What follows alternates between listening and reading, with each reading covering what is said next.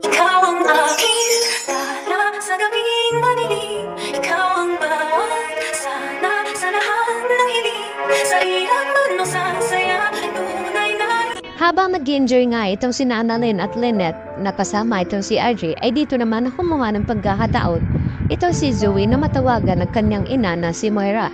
At dito nga na ibinalita ni Zoe kay Moira na ngayon ay kinasalukuyan ng kinausap ni Giselle ang Philippines Embassy para dito kay Moira upang mas mapabilis ang pagbalik ni Moira dito nga sa Pilipinas. At dito naman na sinabi ni Moira kay Zoe na hindi na nga daw siya babalik ng Pilipinas. At dito nga na sinabi ni Moira kay Zoe na kailangan daw nilang magkita upang isama niya ito si Zoe sa kanyang pag-alis ng Japan. At dito nga na biglang dumating itong sina Lynette at Annalyn at kinausap ito si Zoe na kung excited na ba daw ito na pumunta sa Mount Fuji. At dito nga na humingi na pasensya itong si Zoe na baka raw ay hindi na siya makakasama dahil medyo sumama daw ang kanyang pakiramdam. At hindi naman naniniwala itong si Annalyn na yun ang dahilan ni Zoe. Sabi pa ni Annalyn na baka may ibang pupuntahan itong si Zoe at makapagkita sa kanyang ina. At sumagot ito si Zoe na hindi daw niya pipilitin maniwala itong si Annalyn at Lynette. Basta hindi daw siya makakasama na mamasyal sila dahil sa kanyang pakiramdam na masama nga daw. Pero may ibang plano pala ito si Zoe. At ito na nga makipagkita dito kay Moira upang balaan nga ito na alam na ni RJ na nandito sa Japan itong si Moira. At ginakailangan na niyang tumakas na sa ganon ay hindi siya mahuli dito nga ni RJ. At dahil sa tindi ng pagdududa ni Annalyn na baka nga makipagkita itong si Zoe sa kanyang ina dahil hindi nga niya ito matiis. At tama nga ang hinala dito ni Annalyn habang nagkausap nga itong si Moira at Zoe ay dito naman na nagpakaina ito at gustong-gusto niya makasama ang kanyang anak na lisanin nga itong Japan at magpakalayo-layo.